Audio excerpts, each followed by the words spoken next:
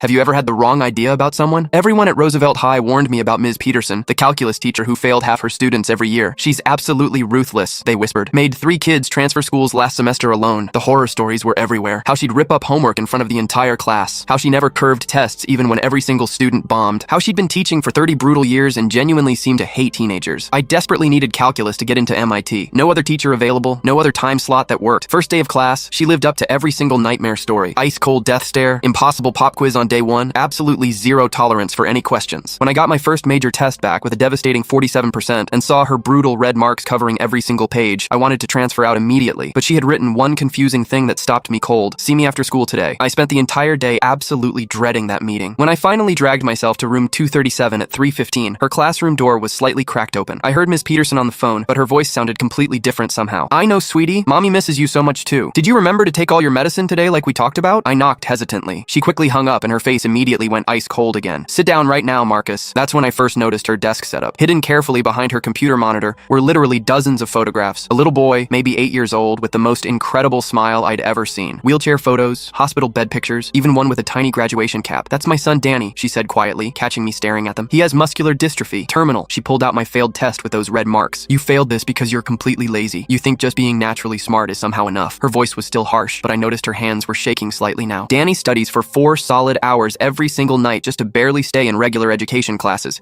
He'll never walk normally, never run around, never get to be careless about absolutely anything in his entire life. And here you are, completely wasting your perfectly healthy brain. For the next 2 grueling months, she absolutely destroyed me academically. Made me redo every single problem until it was absolutely perfect. No shortcuts allowed, no excuses accepted ever. But very slowly, something finally clicked into place. One random day after school, I saw her in the faculty parking lot carefully lifting a small wheelchair into her beat-up minivan. A boy with Danny's exact same incredible smile was already buckled into the front passenger seat, waving enthusiastically. Hey mom, is that your famous calculus student? He asked excitedly, waving directly at me. Yeah buddy, that's Marcus we talk about. Tell him I said good luck on MIT applications. She saw me watching this whole interaction. He follows all my students' progress religiously, actually cheers out loud when they succeed at anything. Her voice cracked slightly for the first time ever. Why are you so incredibly hard on all of us? I finally asked. Because the real world will be infinitely harder than I could ever be. And also because Danny would literally give anything to have your exact chances. On college acceptance day, I got into MIT with early admission. I immediately ran to tell her first before anyone else. She simply nodded once and said, "Don't you dare waste it." But when I left her classroom, I heard her on the phone again. Danny, guess what incredible news? Marcus got into MIT. Your mom's student actually made it, baby. 6 months later, during my freshman year at MIT, I got a text from a completely unknown number. Danny passed away yesterday morning peacefully. He was so incredibly proud of all his students right until the end. The funeral service is this Saturday if you'd like to come. I had never seen Ms. Peterson cry before that heartbreaking day. The hardest teachers love the hardest.